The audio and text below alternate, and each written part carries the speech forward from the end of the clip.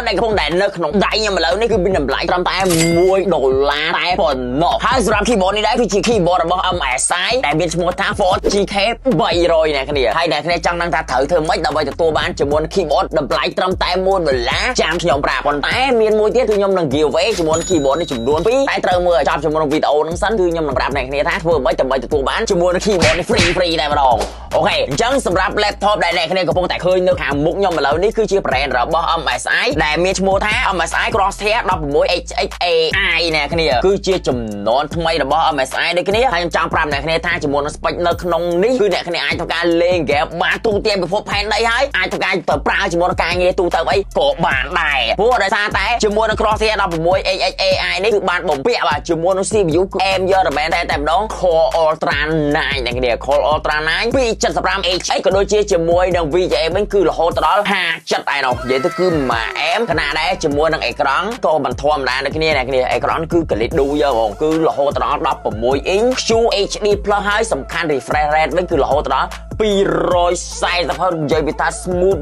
ងងតែម្ដងបូកជាមួយនឹង CPU ខ្លាំង VAM អេក្រង់ smooth ទៀតគឺកលិតតែម្ដងហើយក៏ដូចជាជាមួយនឹង panel ក៏ជា panel IPS ដូចគ្នាអញ្ចឹងដូចអ្នកគ្នាដឹងអញ្ចឹង IPS គឺយើងមើល angle មួយណាអាហ្នឹងក៏វា color ហ្នឹងគឺវាស្អាតវាជះមកវាស្មើគឺវាអត់ដូចជាមួយនឹង panel TN ឬមួយក៏ជាមួយនឹង panel អីផ្សេងទេក៏ដូចជាជាមួយនឹង laptop នេះគឺអ្នកគ្នាបានឃើញនៅលើ keyboard អញ្ចឹងគឺកលិតយកតែមែនតែហ្មងជាមួយនឹង keyboard 24 zone RGB gaming ដែលពេលដែលយូរផ្កាលើទៅវិញញាក់សាច់យើងជ្រើតែម្ដងហើយជាមួយនឹង RAM វិញក៏មិនធម្មតាគ្នាព្រោះសារ RAM នៅលើ laptop មួយនេះគឺគេបានបំពាក់ 16GB ហើយស្រាប់ប៉ុន្តែជាមួយ 16GB នេះគឺជា 16GB DDR5 អ្នកគ្នាអញ្ចឹងវាធ្វើឲ្យជាមួយនឹង process អីគឺវាដើរលឿនណាអ្នកគ្នាគឺវាដើរលឿនអញ្ចឹងទៅក៏ដូចជាជាមួយនឹងទំហំថ្ម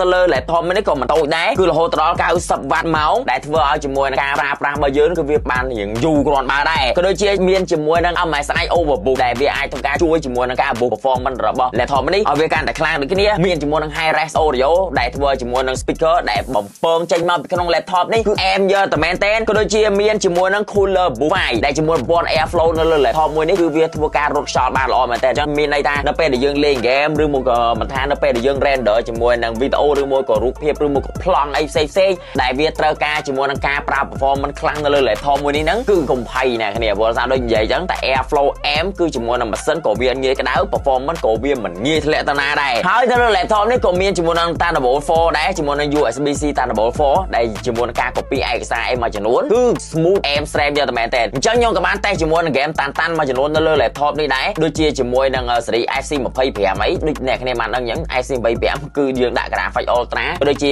ជាមួយ PUBG មិនថាជាមួយនឹង Valorant យើងមិននិយាយព្រោះថា Valorant ហ្នឹងយើងល្មើយើងអាចលេងបានហើយមានជាមួយនឹង game មក flow តែដូចនិយាយយើងវាអត់ដឹងថាមាន game អីតែថាលេងអត់កើតទេបើថាអ្នកគ្នាមានជាមួយនឹង game ណាដែលអ្នកគ្នាគាត់តាំង game ហ្នឹងតាន់ហើយ laptop នេះលេងអត់កើតទេតម្លាក់មកគឺខ្ញុំនឹងលេងឲ្យអ្នកគ្នាយកមកអូហើយមួយទៀតខ្ញុំវិនឹងផ្លេចនិយាយរឿងរូបរាងនេះអញ្ចឹងសម្រាប់រូបរាងដូចអ្នកគ្នាឃើញផ្ទាល់ភ្នែកខ្លួនឯងអញ្ចឹងអានេះខ្ញុំអត់មាននិយាយតាចេញពីភ្នែកខ្ញុំទេគឺសូម្បីតែភ្នែកអ្នកគ្នាគឺអ្នកគ្នាបានដឹងនេះជាទូទៅ brand របស់ MSI គឺគេរៀងគិតគូរដល់តាក់ទងជាមួយនឹងរូបរាងដែរអញ្ចឹងដោយសារតានេះគឺជា gaming laptop ក៏បីតាជាមួយនឹងអេក្រង់អីនេះគឺយើងអាចកាច់បានអញ្ចឹងយកមកគឺយើងអាចកាច់វាលាតសន្ធឹងអញ្ចឹងបានយកមកហើយជាមួយនឹងរូបរាងរចនាបថវិញគឺចេញមកគឺកាចយកមកអញ្ចឹងព្រោះយកដាក់នៅលើតុ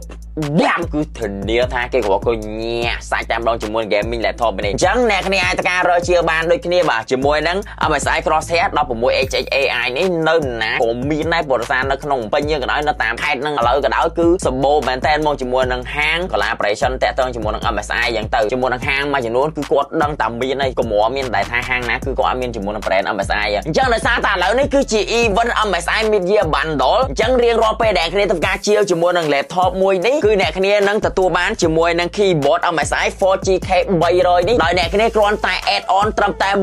$1តែប៉ុណ្ណោះអ្នកគ្នានឹងទទួលបានជាមួយនឹង mechanical keyboard នេះមួយយ៉ាងអែមតែម្ដង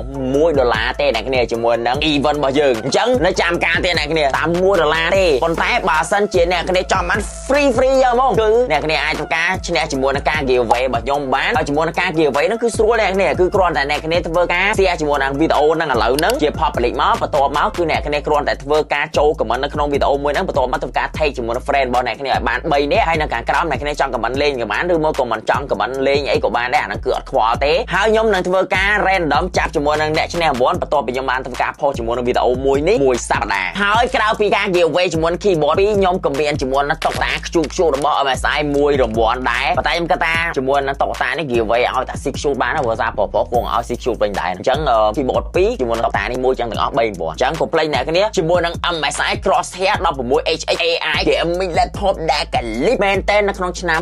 2025 របស់ MSI